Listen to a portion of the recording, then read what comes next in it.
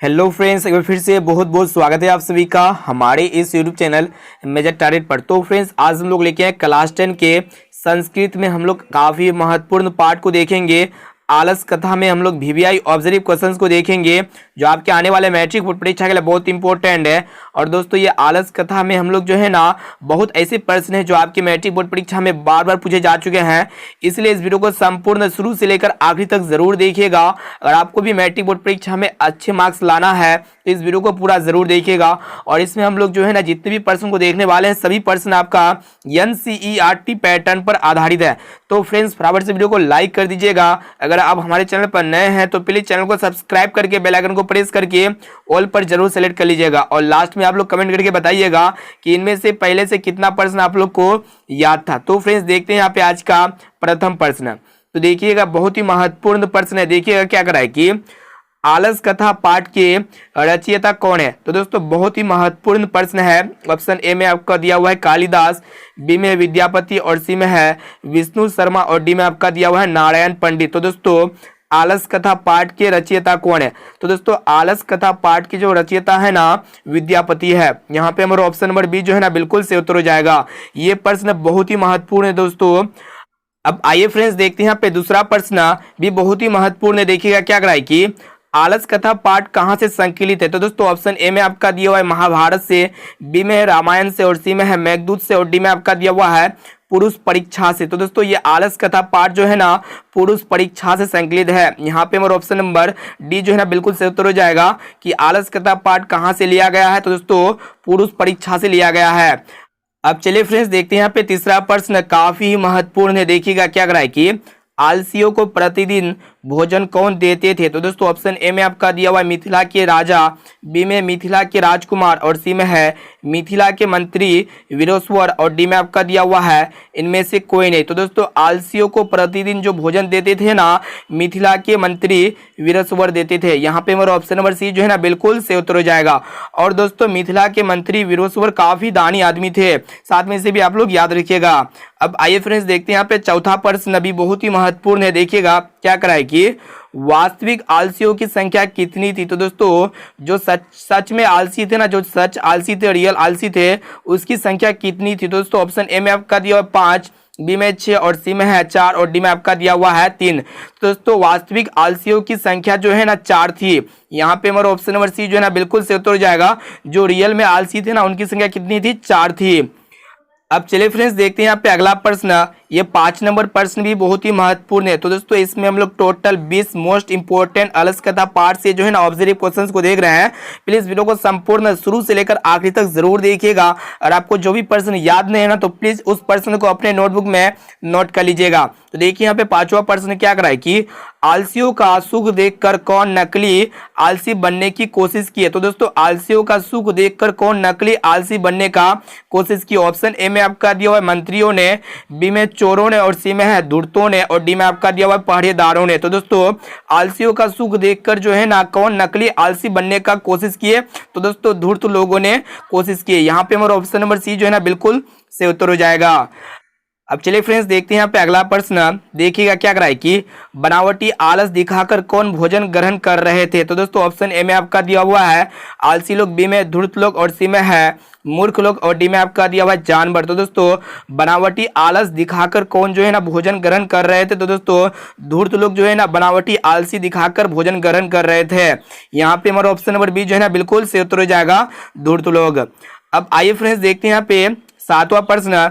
देखिएगा यहाँ पे क्या करा है कि संसार में बच्चों का सच्चा आरक्षक कौन होता है। तो दोस्तों, संसार में बच्चों का सच्चा आरक्षक कौन होता है। ऑप्शन ए में आपका दिया हुआ है माता, बी में पिता और सी में आपका दिया हुआ है दादी और डी में आपका दिया हुआ है दादा। तो दोस्तों, संसार में बच्चों का जो सच्चा आरक्षक होता है ना वो आपका माता होता है। यानी कि यहाँ पे हमारा ऑप्शन नंबर ए जो है ना बिल्कुल से उत्तर हो जाएगा।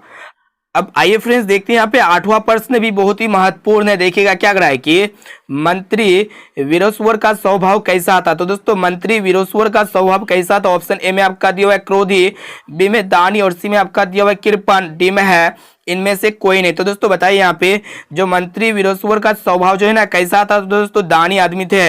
यहाँ पे हमारा ऑप्शन नंबर बी जो है ना बिल्कुल से उत्तर हो जाएगा। अब आइए फ्रेंड्स देखते हैं यहाँ पे अगला प्रश्न। देखिएगा 9 नंबर प्रश्न भी बहुत ही महत्वपूर्ण है और ये भी प्रश्न आपके मैट्रिक बोर्ड परीक्षा में जो है ना बहुत बार पूछा जा चुका है।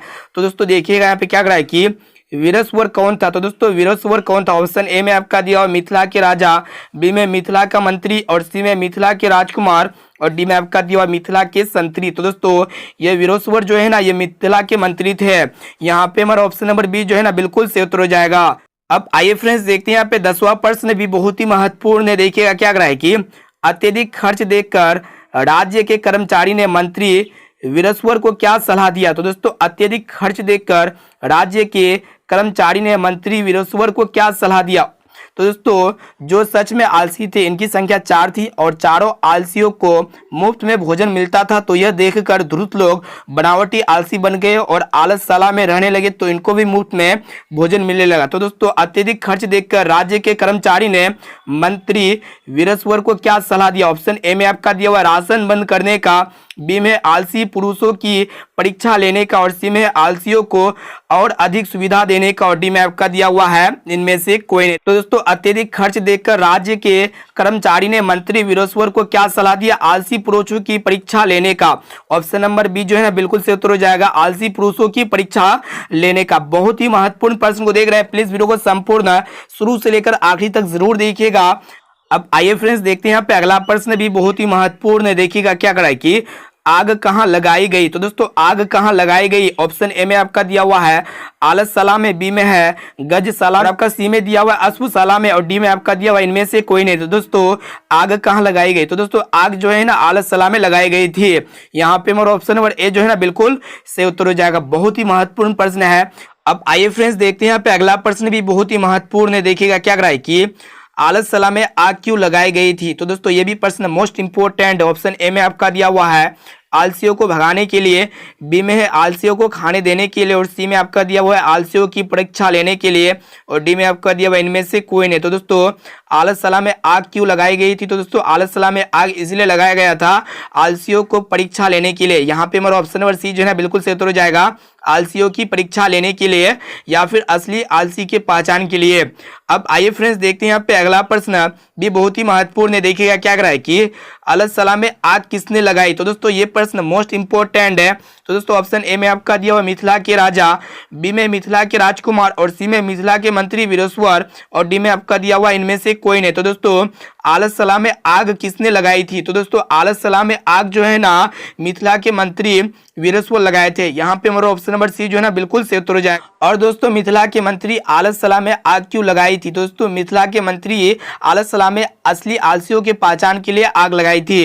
अब आइए फ्रेंड्स देखते हैं यहाँ पे अगला प्रश्न भी बहुत ही महत्वपूर्ण है। देखिएगा क्या करा है कि आग को देखकर कौन पलायन हो गए। तो दोस्तों आग को देखकर कौन भाग गए। ऑप्शन ए में आपका दिया हुआ है आलसी लोग, बी में धूर्त लोग और सी में दानी लोग और डी में आपका दिया हुआ इनमें से कोई नहीं। तो दोस्तों आग को देखकर कौन पलायन हो गए। तो दोस्तों आग को देखकर जो है ना धूर्त लोग पलायन हो गए। यहाँ पे हमारा ऑप्शन नंबर बी जो है ना बिल्कुल से उत्तर हो जाएगा धूर्त लोग। दोस्तों धूर्त लोग यानी बनावटी आलसी आग देखकर भाग गया था और जो सच में आलसी थे वे वहीं पे रह गए। इससे आलसी लोगों का पहचान हो गया। अब आइए फ्रेंड्स देखते हैं यहाँ पे 15 नंबर प्रश्न भी बहुत ही महत्वपूर्ण है। प्लीज वीडियो को संपूर्ण शुरू से लेकर आखिरी तक जरूर देखिएगा। इसमें हम लोग जो है ना 20 मोस्ट इंपोर्टेंट ऑब्जर्व क्वेश्चंस को देख रहे हैं। प्लीज वीडियो को संपूर्ण शुरू से लेकर देख लेते हैं। अगर आप इस तरह पढ़ाई में अच्छी तरह से ध्यान देते हैं, एक क्वेश्चन को अच्छी तरह से देख लेते हैं ना, तो ये मेरा गारंटी है कि आपके मैट्रिक बोर्ड परीक्षा में 480 प्लस मार्क्स आएगा। तो दोस्तों एक एक क्वेश्चन को अच्छी तरह से याद कर लीजिएगा। अगर आपको जो भी प्रश्न याद नहीं है ना तो प्लीज उस प्रश्न को अपने नोटबुक में नोट करके याद कर लीजिएगा। तो दोस्तों देखिए यहाँ पे 15 नंबर प्रश्न क्या करा है कि आलसशाला में आग लगाने पर कितने लोग नहीं भागे। तो दोस्तों आलसशाला में आग लगाने पर कितने लोग नहीं भागे थे। ऑप्शन ए में आपका दिया हुआ 5, बी में 6 और सी में 4 और डी में आपका दिया हुआ है 3। तो दोस्तों आलसशाला में आग लगने पर जो है ना कितने लोग नहीं भागे थे। तो दोस्तों 4 लोग नहीं भागे थे। यहाँ पे हमारा ऑप्शन नंबर सी जो है ना बिल्कुल सही उत्तर हो जाएगा। और दोस्तों जो 4 सच में आलसी थे वे लोग नहीं भागे और जो बनावटी अर्थात धूर्त लोग थे वो भाग गए थे। इसे भी आप लोग याद रखिएगा। अब आइए फ्रेंड्स देखते हैं यहाँ पे अगला प्रश्न भी बहुत ही महत्वपूर्ण है। देखिएगा क्या करा है कि चारों आलसियों को बाहर कैसे निकाला गया? तो दोस्तों चारों आलसियों को बाहर कैसे निकाला गया?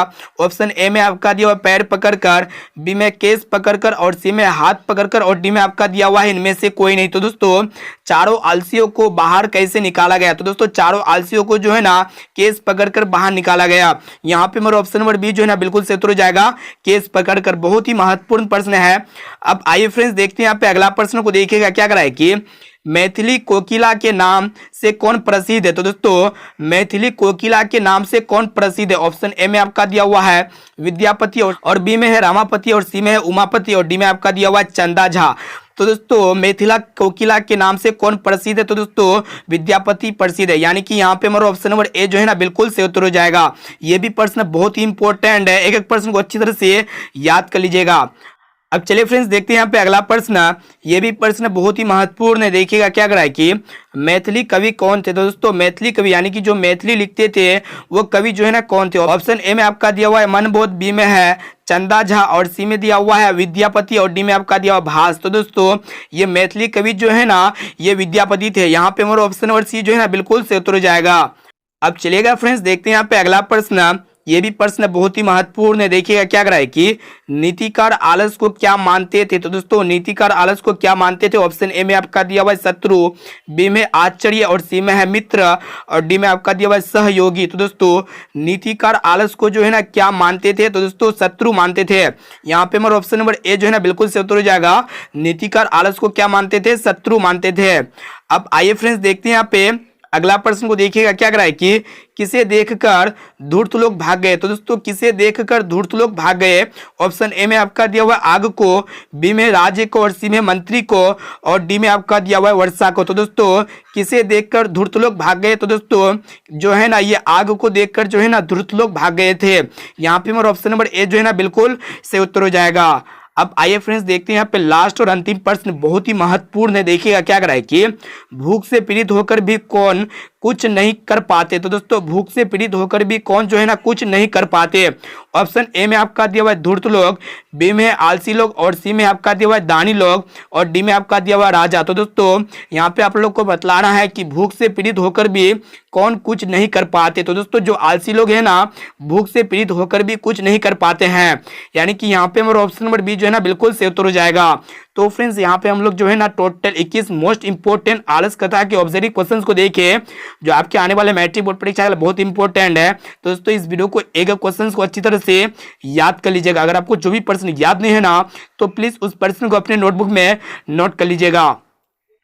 अब आइए फ्रेंड्स देखते हैं यहाँ पे आज का होमवर्क प्रश्न जो आपके लिए है। देखिएगा क्या करा है कि अणु से छोटा कौन है? तो दोस्तों अणु से छोटा कौन है? ऑप्शन ए में आपका दिया हुआ है आकाश, बी में है आत्मा और सी में है परमात्मा और डी में आपका दिया हुआ है संसार। तो दोस्तों अणु से छोटा कौन है? तो दोस्तों अणु से छोटा क्या होता है? इसका जवाब जो है ना इसका आंसर आप लोग कमेंट करके जरूर बताइएगा और साथ में ये भी बताइएगा कि 21 प्रश्न में से पहले से आप लोग को कितना प्रश्न याद था।